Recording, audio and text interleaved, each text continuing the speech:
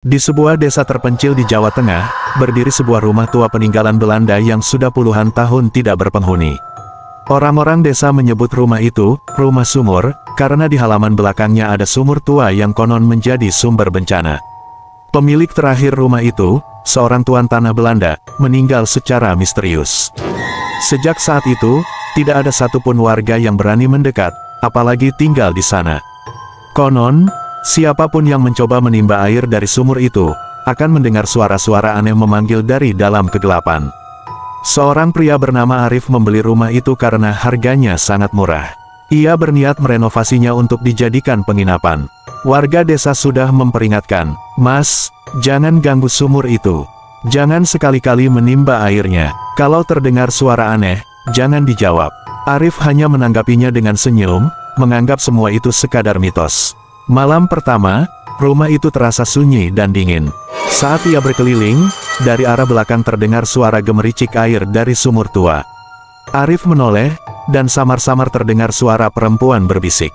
"Tolong aku di bawah sini." Bulu kuduknya meremang, tapi ia mencoba menenangkan diri. Ia kembali masuk rumah, tapi suara itu tidak berhenti, malah semakin jelas. Arif memutuskan untuk memeriksa sumur itu. Ia membawa senter, menyorot ke dalam. Gelap, hanya terlihat air hitam pekat yang diam. Tapi di dalam kegelapan, terlihat bayangan wajah pucat mengapung, matanya menatap tajam ke atas. Arif terkejut, mundur beberapa langkah, hampir jatuh. Saat ia menutup senter, suara itu terdengar lagi. "Jangan tinggalkan aku, turunlah ke sini." Arif buru-buru lari masuk rumah, tapi malam itu ia tidak bisa tidur. Pintu kamar bergetar, suara ketukan muncul tanpa henti. Dan dari balik pintu terdengar suara air menetes, meskipun kamar itu jauh dari sumur. Malam ketiga, Arif semakin terganggu. Semua keran air di rumah terbuka sendiri, mengeluarkan air berlumpur berbau busuk. Di cermin kamar mandi, muncul tulisan dari air. "Kembalikan aku." Ketakutan, Arif lari keluar rumah menuju mobil. Namun, saat melewati halaman belakang, ia melihat sumur itu terbuka, dengan tali timba bergerak sendiri. Dari dalam sumur, muncul tangan hitam berlumuran lumpur, meraih ke permukaan. Lalu, tubuh seorang wanita dengan rambut panjang basah perlahan merangkak keluar, wajahnya rusak penuh belatung, matanya putih melotot. Ia mendekati Arif sambil berbisik dengan suara serak. "Kamu sudah mendengar suaraku, sekarang kamu tidak bisa pergi." Arif menjerit, berlari ke mobil, tapi ketika menoleh ke kaca spion, ia melihat kursi belakang sudah terisi oleh sosok wanita dari sumur itu, tersenyum mengerikan. Keesokan paginya, warga menemukan mobil Arif terparkir di pinggir sawah. Pintu mobil terkunci rapat dari dalam. Tidak ada tanda-tanda Arif di sekitar situ. Hanya ada bekas lumpur basah yang mengarah ke sumur tua di halaman rumah itu. Sejak saat itu, rumah itu kembali kosong. Namun warga sering mendengar suara lelaki berteriak minta tolong dari dalam sumur, bersahut-sahutan dengan suara wanita. Konon, bila ada orang asing yang datang ke rumah itu pada malam hari, mereka akan mendengar dua suara bersamaan memanggil dari sumur. "Tolong aku, jangan tinggalkan aku." Setelah hilangnya Arif, rumah itu kembali dibiarkan kosong. Warga desa semakin yakin kalau sumur tua itu memang menjadi sarang arwah penasaran. Namun, beberapa bulan kemudian, datanglah seorang mahasiswa bernama Raka bersama 3 temannya. Mereka adalah tim konten misteri yang sering mengunjungi tempat angker untuk direkam dan diunggah ke kanal YouTube mereka. Begitu mendengar kisah rumah sumur, mereka langsung tertarik untuk membuktikan kebenarannya. Warga desa sudah memperingatkan, tapi mereka hanya menanggapinya dengan tawa. "Kalau memang benar berhantu, pasti makin ramai channel kita," kata Raka sambil membawa kamera. Malam itu mereka mulai syuting. Dengan kamera inframerah, mereka masuk ke rumah tua itu.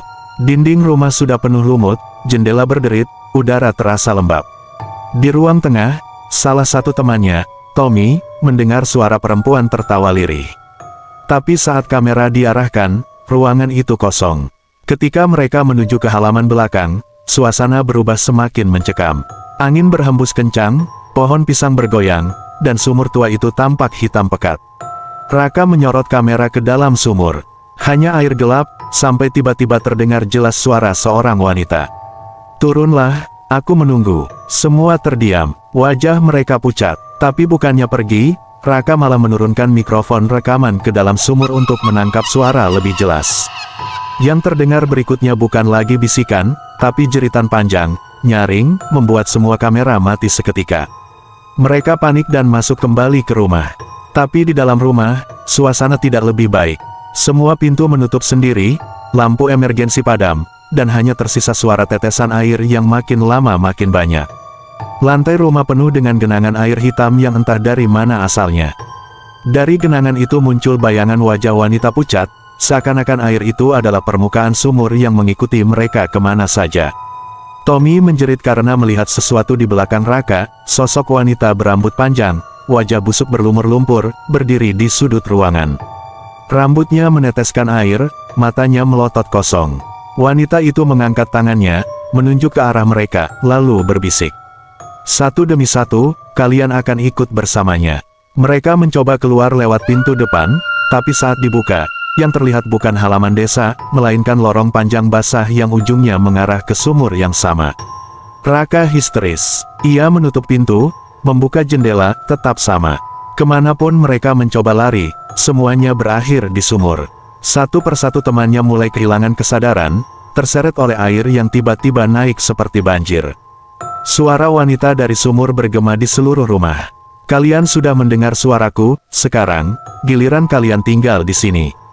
Keesokan harinya, warga desa menemukan kamera yang tergeletak di dekat pintu rumah. Baterainya habis, tapi di layar terakhir tersisa rekaman wajah Raka yang ketakutan, berkata, "Kalau video ini ditemukan, jangan pernah dekati sumur itu." Namun, suara perempuan dari belakangnya terdengar jelas, menutup rekaman itu dengan tawa panjang yang mengerikan. Rumah itu kini semakin ditinggalkan. Tapi setiap malam Jumat, beberapa warga bersumpah masih melihat bayangan 4 orang berdiri di tepi sumur, menatap ke dalam, seolah menunggu giliran mereka untuk ikut masuk. Hilangnya Raka dan teman-temannya membuat warga desa semakin ketakutan. Tidak ada yang berani mendekati rumah itu lagi. Namun, karena semakin banyak orang luar yang penasaran, kepala desa akhirnya memanggil seorang dukun tua bernama Ki Sastro, yang dikenal bisa berhubungan dengan dunia gaib. Ki Sastro datang pada malam Jumat Kliwon, ditemani beberapa warga yang hanya berani menunggu dari kejauhan. Dengan tongkat kayu dan dupa menyala, ia melangkah ke halaman rumah sumur. Udara tiba-tiba menjadi dingin, angin berhenti berhembus, seolah-olah waktu terhenti. Ki Sastro berdiri di depan sumur, menancapkan dupa, lalu membaca mantra. Beberapa kali ia memercikkan bunga ke arah sumur. Suaranya berat, namun jelas terdengar memanggil para roh agar keluar. Tiba-tiba, air sumur bergejolak, seperti ada sesuatu yang bergerak di dalamnya. Dari dasar sumur terdengar suara tangisan, tangisan banyak orang. Ini bukan hanya satu arwah, ini kuburan. Ada puluhan jiwa yang terjebak di dalam, ujar Ki Sastro dengan wajah tegang. Warga yang mendengar itu mulai panik, beberapa langsung mundur. Tak lama kemudian, muncul sosok wanita dari sumur. Sama seperti yang diceritakan warga, tubuhnya basah, rambut panjang menutupi wajah, bajunya compang camping. Ia menatap Ki Sastro dengan mata putih melotot. Tapi kali ini, sosok itu tidak sendirian. Di belakangnya muncul bayangan 4 sosok lain, Arif, Raka, Tommy, dan 2 temannya. Wajah mereka pucat, mata kosong, seolah ikut menjadi bagian dari arwah sumur. Mereka berbicara bersamaan dengan suara serak. Kami terjebak, kami tidak bisa pergi, dia tidak membiarkan kami keluar. Ki Sastro mulai membaca mantra lebih keras, mencoba membuka komunikasi. Namun, tiba-tiba tanah di sekitar sumur bergetar. Dari dalam sumur terdengar suara laki-laki berat dan marah. Mereka milikku, darah mereka, nyawa mereka, semua akan tinggal di sini. Ki Sastro terdiam. Dengan wajah pucat ia berkata pada warga yang menunggu. Bukan hanya roh gentayangan perempuan, ada penjaga gaib yang jauh lebih tua di dalam sumur ini. Sesuatu yang kelam, sesuatu yang bahkan bukan manusia. Tiba-tiba, tali timba sumur bergerak sendiri, melilit kaki salah satu warga yang ikut mendekat. Orang itu terseret ke arah sumur, berteriak minta tolong. Beberapa warga berusaha menahannya, tapi kekuatan tarikannya luar biasa. Ki Sastro segera mengibaskan kain kuningnya, mencoba memutus ikatan gaib itu. Warga yang hampir terseret berhasil lepas, tapi tubuhnya penuh bekas lebam seperti dicekik. Air sumur makin bergolak, suara tawa dan tangisan bercampur menjadi satu. Dari dalam sumur, terdengar teriakan Raka. "Jangan percaya, jangan dengarkan suara itu, dia akan menyeret kalian semua." Ritual malam itu gagal menutup sumur. Ki Sastro hanya bisa berkata dengan wajah penuh keringat. "Sumur ini bukan sekadar persemayaman roh, ini adalah gerbang. Kalau dibiarkan, ia akan menelan siapa saja yang mendekat." Sejak malam itu, warga tidak hanya mendengar suara perempuan dari sumur, tapi juga suara lelaki berat yang memanggil nama orang-orang desa satu persatu. Mereka tahu, sumur itu semakin lapar. Setelah malam ritual gagal, Ki Sastro tidak bisa tidur. Suara dari sumur terus menghantui telinganya, teriakan Arif, jeritan Raka, dan bisikan lelaki berat yang menyebut-nyebut namanya sendiri. Ia tahu, jika dibiarkan, sumur itu akan menelan lebih banyak korban. Maka, ia menyiapkan ritual penutupan terakhir dengan sesajen, kain kafan, dan keris pusaka yang diwariskan dari gurunya. Ki Sastro meminta bantuan beberapa pemuda desa untuk menjaga area rumah tua. Mereka menyalakan obor di sekeliling halaman, membentuk lingkaran. Apapun yang terjadi nanti, jangan sekali-kali mendekat ke sumur. Jika kalian mendengar suara orang yang kalian kenal, abaikan. Itu bukan mereka, pesan Ki Sastro dengan tegas. Para pemuda hanya mengangguk, meski wajah mereka sudah penuh ketakutan. Tepat tengah malam, Ki Sastro mulai membacakan mantra. Asap dupa mengepul, bunga melati berterbangan ke dalam sumur. Awalnya tenang, namun beberapa menit kemudian, suara-suara aneh mulai terdengar. Tangisan bayi, jeritan perempuan, dan suara laki-laki yang berat, berulang-ulang memanggil, "Sastro, Sastro." Para pemuda mulai gelisah. Salah satunya, Bayu, mendengar suara ibunya dari dalam sumur. Ia hampir melompat masuk, tapi untung ditahan teman-temannya. Tiba-tiba, air sumur memancar ke atas seperti air mancur hitam. Dari dalamnya muncul sosok besar setinggi 2 meter. Kulitnya legam seperti arang, matanya merah menyala, dan mulutnya penuh gigi runcing. Ia tertawa, suaranya bergema ke seluruh desa. "Berani sekali kau mencoba menutup jalanku, manusia tua." Ki Sastro menggenggam keris pusakanya, berusaha menahan tubuhnya yang bergetar. "Siapa kau sebenarnya? Mengapa kau menahan roh-roh di sumur ini?" Sosok itu mendekat, wajahnya menyeringai. "Aku adalah yang mereka sebut penjaga. Aku diberi makan darah sejak puluhan tahun lalu, oleh manusia-manusia serakah yang mengorbankan sesama untuk kekayaan." Ki Sastro terkejut. Ingatannya kembali pada cerita lama, tentang seorang lurah desa zaman kolonial yang kaya raya mendadak. Konon, ia membuat perjanjian gaib dengan sesuatu dari sumur tua. Ternyata benar, sumur itu dulunya adalah tempat tumbal. Korban-korban dilemparkan ke dalam sumur untuk diberi makan pada penjaga, dan roh mereka terjebak selamanya. Sekarang, darah baru sudah kubawa.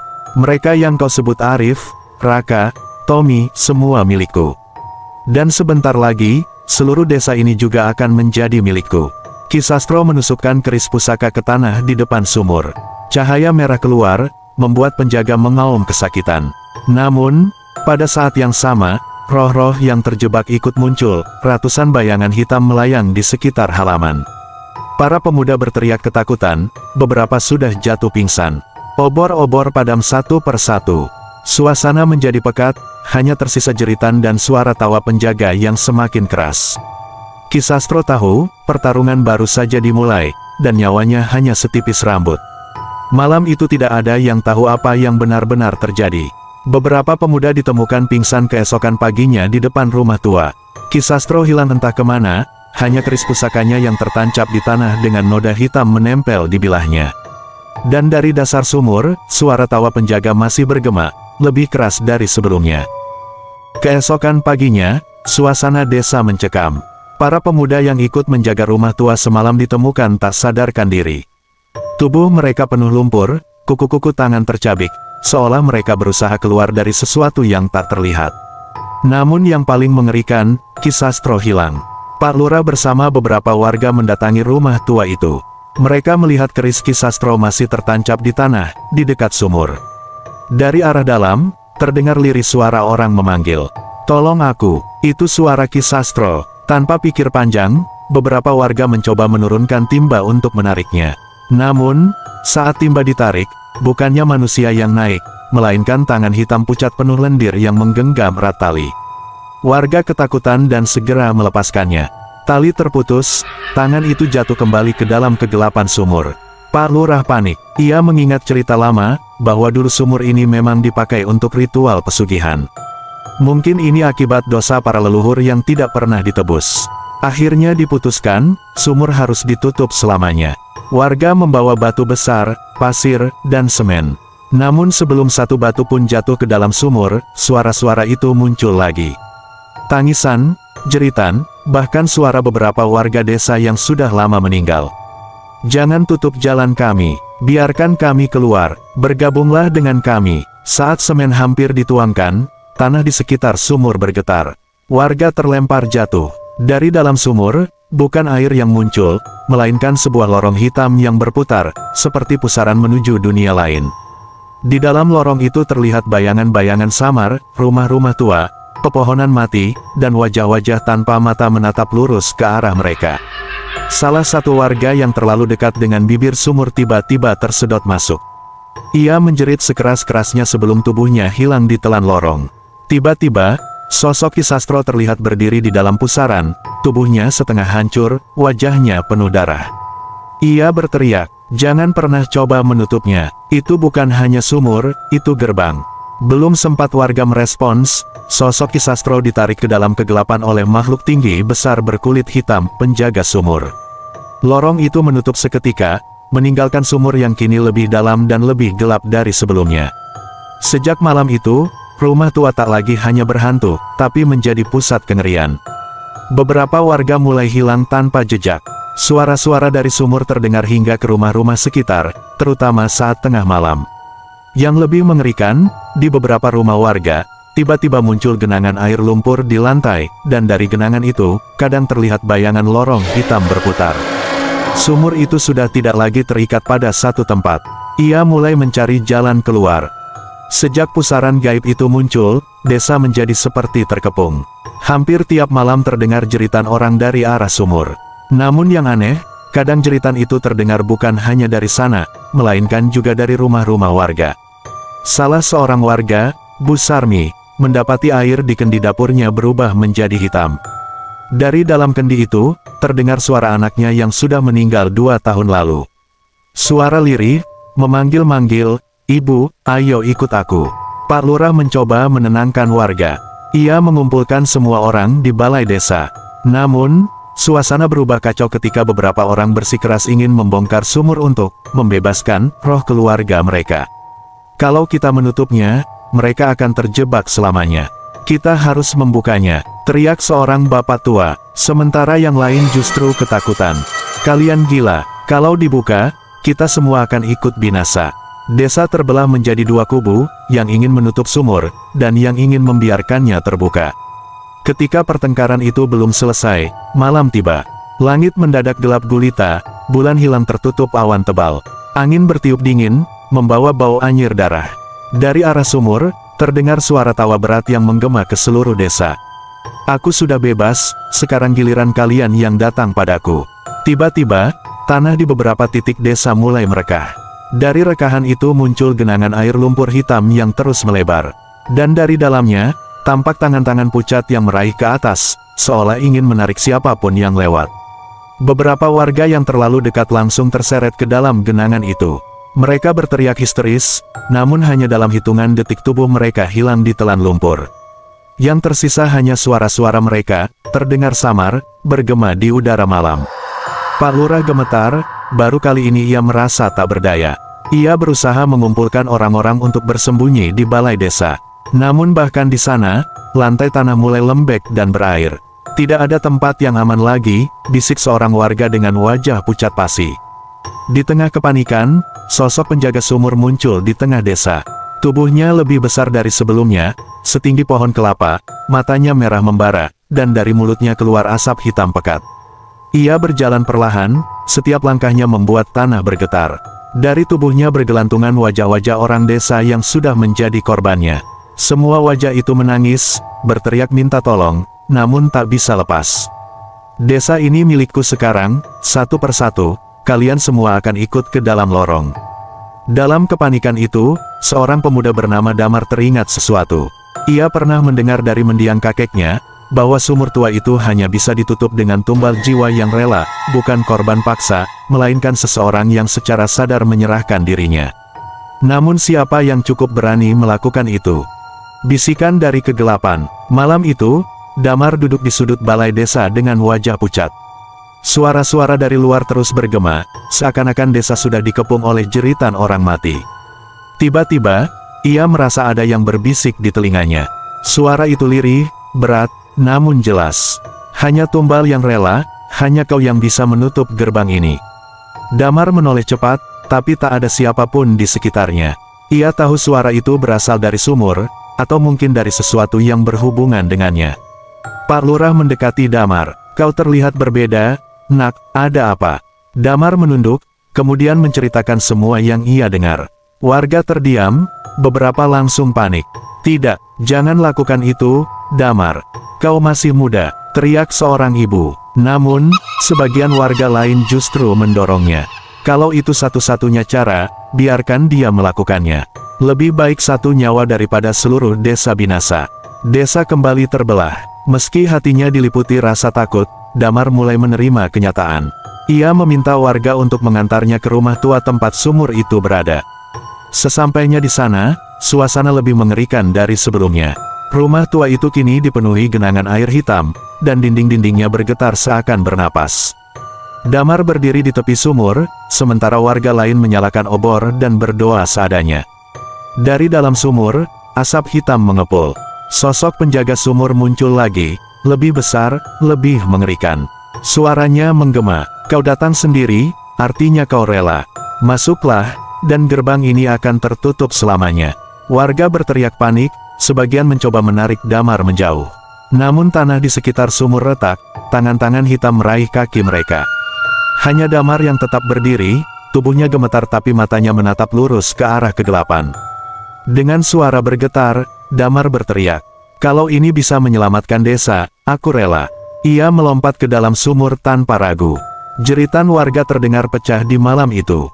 Begitu tubuh Damar lenyap di telan sumur, pusaran hitam yang selama ini terbuka perlahan mengecil. Suara-suara jeritan berhenti. Penjaga sumur meraung marah, tubuhnya terkoyak oleh cahaya yang muncul dari dalam kegelapan. Dalam hitungan detik, sumur itu menutup rapat, menyisakan tanah kering dan sunyi. Desa kembali tenang, air hitam lenyap, jeritan berhenti, dan genangan lumpur menghilang. Semua orang terdiam, hanya tersisa tangis lirih mengenang Damar. Pak Lurah berkata dengan suara berat, "Dia menyelamatkan kita semua, tapi kita tak boleh lupa. Sumur ini jangan pernah dibuka lagi.